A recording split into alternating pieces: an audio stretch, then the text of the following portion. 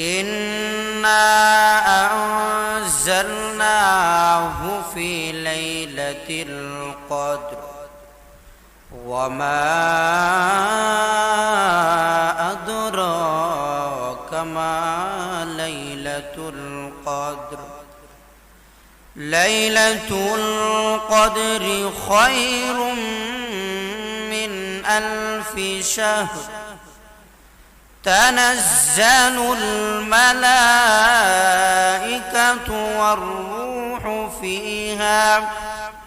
والروح فيها بإذن ربهم من كل أمر سلام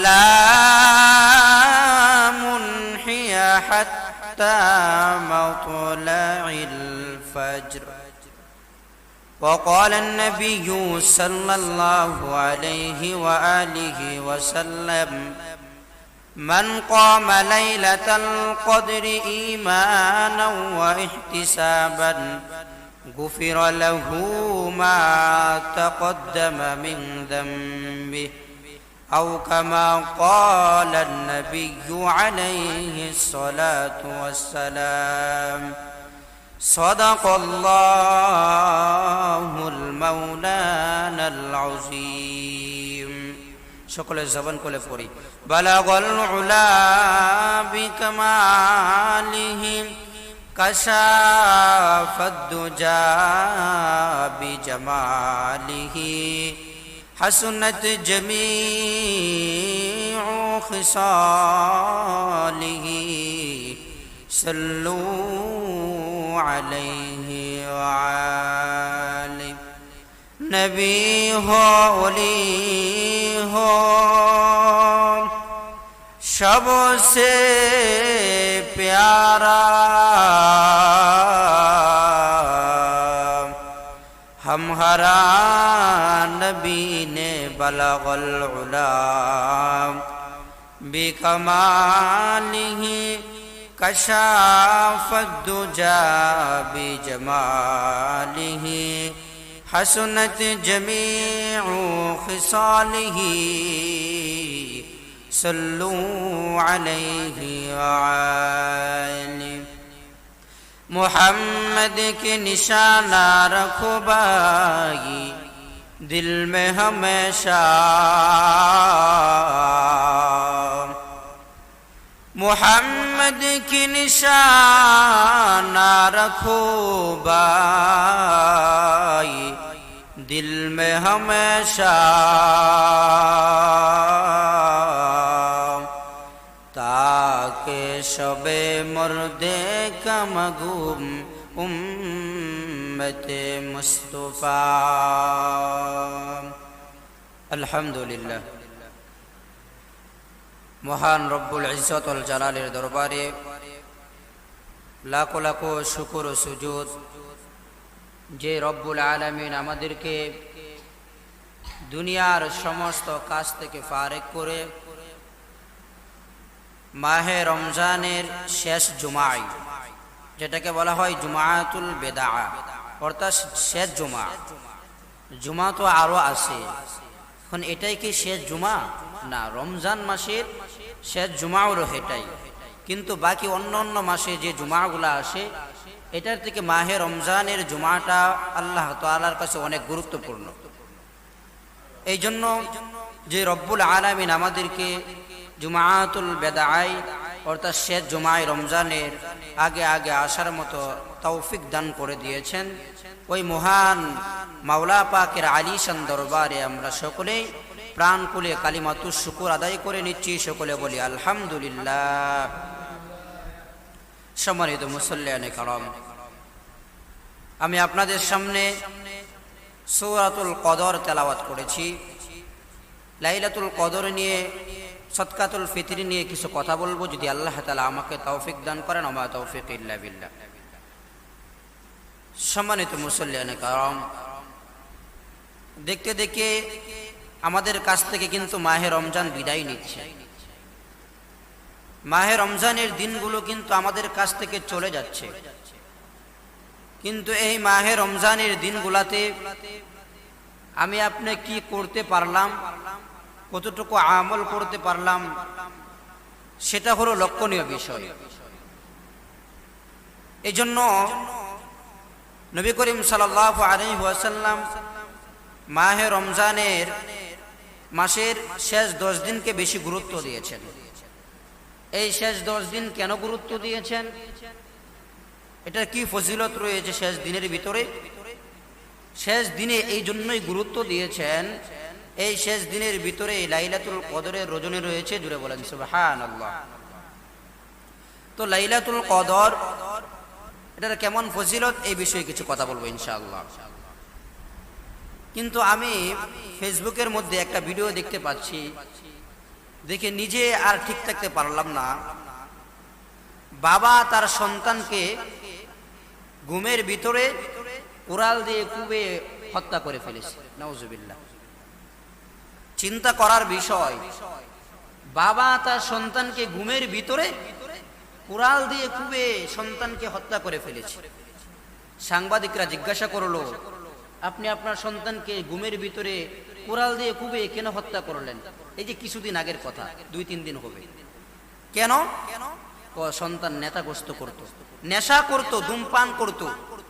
সে ফ্যামিলির কাউকে মানে নাই, তার কারণে সমাজে আমি মুখ দেখাইতে পারি না, সমাজে মুখ দেখাইতে আমার কষ্ট হয়। আর আমি নেশাগ্রস্তের বাবা সন্তান হিসাবে আমি সমাজে পরিচিত দিব, এটা আমি কখনো হতে চাই না। তো বাবা সন্তানকে অবশেষে ঘুমের ভিতরে কুড়াল দিয়ে কুপিয়ে হত্যা করে ফেলেছে। এই জন্য আসুন সন্তানগুলাকেও নিয়ন্ত্রণে রাখেন। আপনার সন্তান কার সাথে চলতেছে, আপনার সন্তান কোথায় যাচ্ছে, আপনার সন্তান কি করতেছে, এইগুলা কিন্তু বাবা মার দায়িত্ব। কিছু কিছু আমাদের সন্তান আছে, বন্ধু বান্ধবের কারণে সন্তানগুলার জীবন নষ্ট হয়ে যাচ্ছে। এমন এমন বন্ধুর সাথে তার সংমিশ্রণ হয়, আপনি দেখেন, লক্ষ্য করেন, কোনো বাবা মা তার সন্তানকে বিড়ি খাওয়া শেখায়, কোনো বাবা মা তার সন্তানকে নেশাগ্রস্ত শেখায়। এগুলা শিক্ষা দেয় কি? তার বন্ধু বান্ধব। তার বন্ধু বান্ধবরা নেশাগ্রস্ত শিখায়, তার বন্ধু বান্ধবরা চুরি করতে শিখায়, তার বন্ধু বান্ধবরা ডাকাতি করতে শিখায়। আরে ভাই, আপনার সন্তানটা ভালো ছিল, কিন্তু কিছুদিনের ভিতরে নষ্ট হয়ে গেল। কারণটা কি? কারণ একটাই, দেখেন আপনার সন্তান যার সাথে চলতেছে ওই বন্ধু বান্ধব গুলা নষ্ট। এই জন্য আসুন, শিক্ষণীয় বিষয় হলো, সন্তান যদি ভালো না হয়, দুনিয়াতেও বাবা মা ক্ষতিগ্রস্ত হয়, আখিরাতেও ক্ষতিগ্রস্ত হবে। এই জন্য আসুন আমাদের সন্তানগুলাকে যেন আমরা দ্বীনি শিক্ষা দিয়ে এইগুলাকে যেন ভালো একটা পথে রেখে যেতে পারি। আল্লাহ সেই তৌফিক দান করুক, সকলে বলেন আমিন। সম্মানিত মুসল্লিয়ানে কারাম, আজকে উলামায়ে কেরামের ভিতরেও আমাদের উলামায়ে কেরাম যারা কোরআনের কথাগুলা বলে, হাদিসের কথা বলে, এদের ভিতরেও দেখা যায় কিছু কিছু আলেম, নামদারি কিছু আলেম আছে। নামদারি আলেমের কি অবস্থা? সে কি করতেছে?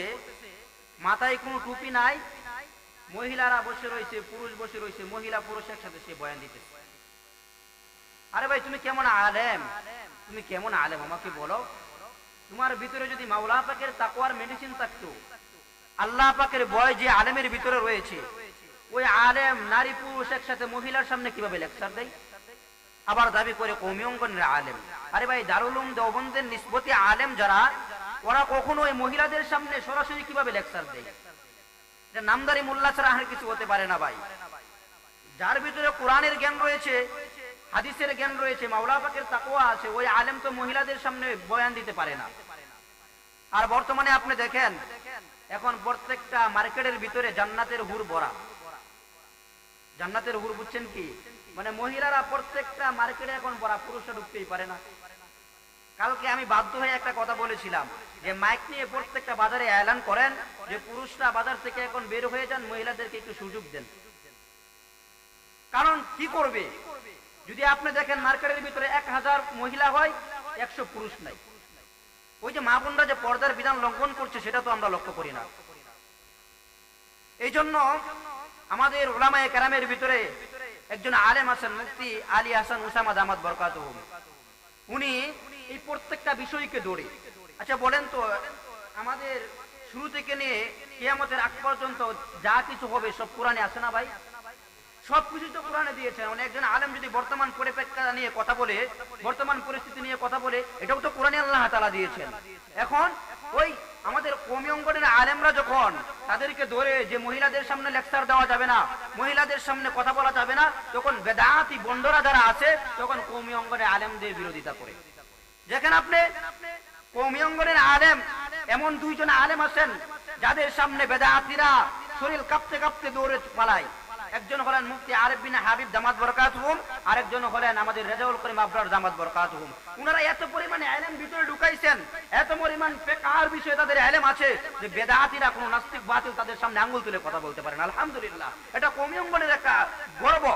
আর আমাদের কওমি অঙ্গনের আরেকটা নক্ষত্র আল্লামা মামুনুল হক দামাত বরকাতুহুম, উনিও যে বড় একটা মামলা ছিল উনার উপর, দর্শনের মামলা, যে মিথ্যা মামলা ওনার উপর চাপানো হয়েছিল, আলহামদুলিল্লাহ এই মামলা থেকে উনি মুক্তি পেয়েছে। আলহামদুলিল্লাহ, আমরা দোয়া করি আল্লাহর কাছে আল্লাহ তাআলা যেন উনাকে মুক্ত আকাশের নিচে আমাদের সামনে যেন ফিরত দেন, সকলে বলেন আমিন।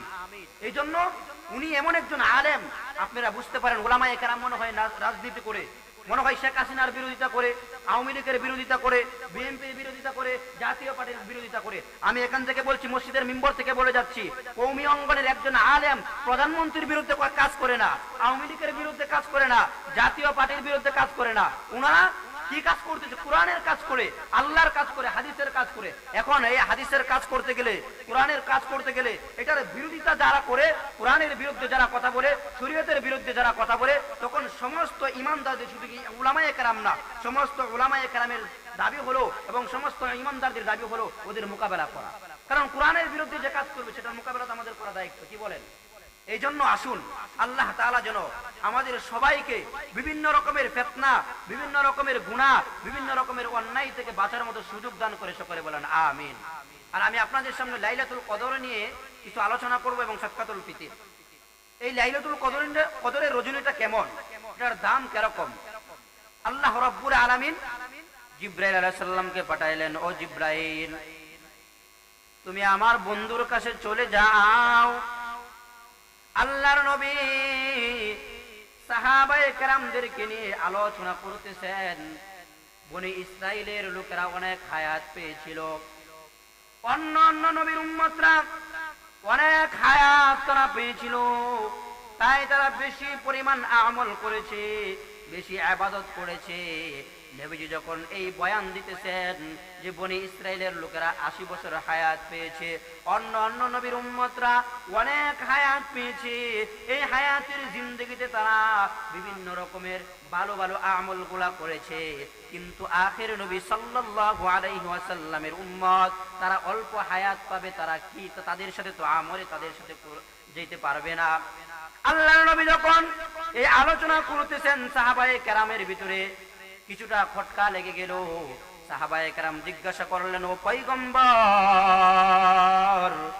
আমরা 50, 60, 70 বছর হায়াত পাবো, বনি ইসরাইলের লোকেরা এত হায়াত পেয়েছে, তারা বেশি বেশি আমল করেছে, আপনার উম্মত এত কম হায়াত পেয়ে তাদের সাথে আমলে কিভাবে যাবে? আল্লাহর নবী টেনশনে পড়ে গেলেন, চিন্তায় পড়ে গেলেন। আল্লাহ রাব্বুল আলামিন আসমান থেকে জিবরাইলকে বলেন, ও জিবরাইল, জলদি করে চলে যাও, আমার বন্ধুর কাছে গিয়ে আমার বন্ধুর কাছে গিয়ে সূরাতুল কদর নাজিল করে দাও। জুড়ে বলেন সুবহানাল্লাহ। জিবরাইল আলাইহিস সালাম আল্লাহর নবীর কাছে আসলেন, আসার পরে বললেন, ইন্না আনজালনাহু ফি লাইলাতিল কদর। আল্লাহর নবীর কাছে জিবরাইল আসলেন, জিবরাইল এসে বললেন, আল্লাহ রাব্বুল আলামিন লাইলাতুল কদরের রজনীতে সূরাতুল কদর নাজিল করেছেন। আল্লাহ বলেন, আমি আল্লাহ ইন্না আনজালনাহু ফি লাইলাতিল কদর, আর এই লাইলাতুল কদরের রজনীতে আমি আল্লাহ পুরা কুরআনকে নাজিল করলাম। জোরে বলেন সুবহানাল্লাহ। তো লাইলাতুল কদর, এটার মান বাড়ার কারণ হলো, দাম বাড়ার কারণ হলো, এই কদরের রজনীতে আল্লাহ গোটা কুরআনকে নাজিল করেছেন। এখন প্রশ্ন করতে পারেন, হুজুর আপনারা বলেন যে নবীজির উপর কোরআন নাজিল হয়েছে, যে জায়গায় যতটুকু প্রয়োজন ছিল সেই জায়গায় ততটুকু নাজিল হয়েছে। আবার আপনি বললেন যে গোটা কোরআন লাইলাতুল কদরের রজনীতে নাজিল হয়েছে। বিষয়টা বুঝলাম না। আল্লাহ রাব্বুল আলামিন স্পষ্ট করে দিলেন যে কোরআনের বাড়ি হলো কোথায় জানো? আল্লাহ বলেন বাল হুয়া কুরআনুম মাজিদ ফি লাউহিম মাহফুজ।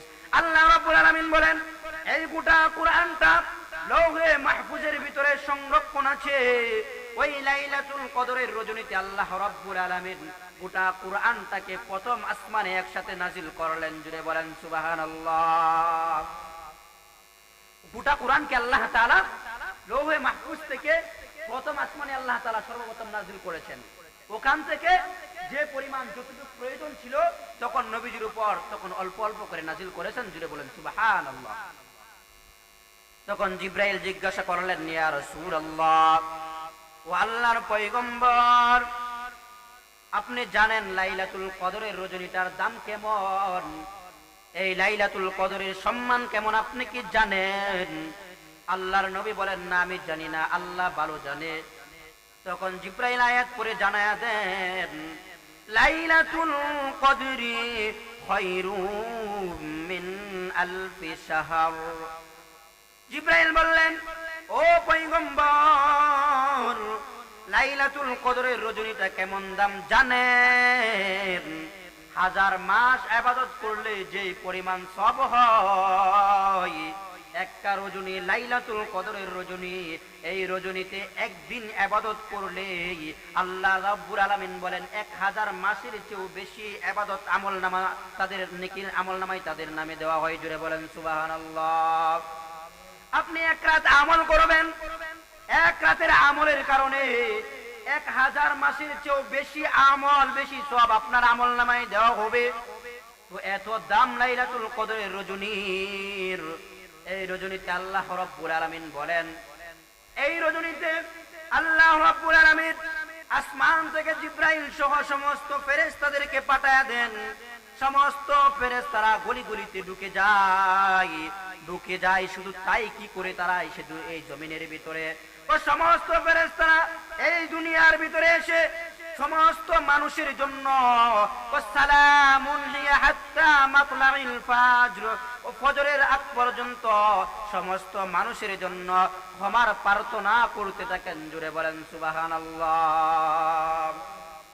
তো লাইলাতুল কদরের রজনীর এমন দাম, মুসলমান এই রাতে আমরা এখন এটাকে দিবস বানায়া নিছি।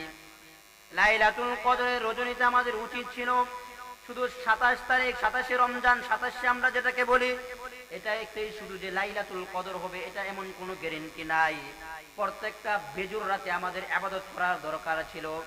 কিন্তু আজকে আমরা যখন 27শে রজনী আসে, 27শে রমজান আসে, তখন আমরা এটাকে এমন একটা দিবস বানায় নিছি, এই দিবসে আমাদের আনন্দ ফুর্তি না করলে আমাদের চলে না। কিন্তু উচিত ছিল এই রজনীটাতে প্রত্যেকটা বেজুর রাতে রব্বে কারীমের ইবাদত গুনাহ করা। আল্লাহর নবী বলেন মান কামা লাইলাতাল কদরি ঈমানান ওয়া ইহতিসাবান গুফিরা লাহু মা তাকদ্দামা মিন যামবি। আল্লাহর নবী জানায়া দেন উম্মত, তোমরা যদি একটা রজনীতে যদি ইবাদত করতে পারো, এক রজনীতে ইবাদত করার কারণে আল্লাহ রাব্বুল আলামিন বলেন বান্দা বাকি 11 মাস তুমি গুনাহ করেছো, লাইলাতুল কদরের রজনী তোমার হায়াতের জিন্দেগিতে তুমি পেয়ে গেলা। যদি এই লাইলাতুল কদরের রজনীতে যদি তুমি আমল করতে পারো, বাকি 11 মাসের গুনাহ আমি আল্লাহ মাফ করে দিব। জুড়ে বলেন সুবহানাল্লাহ।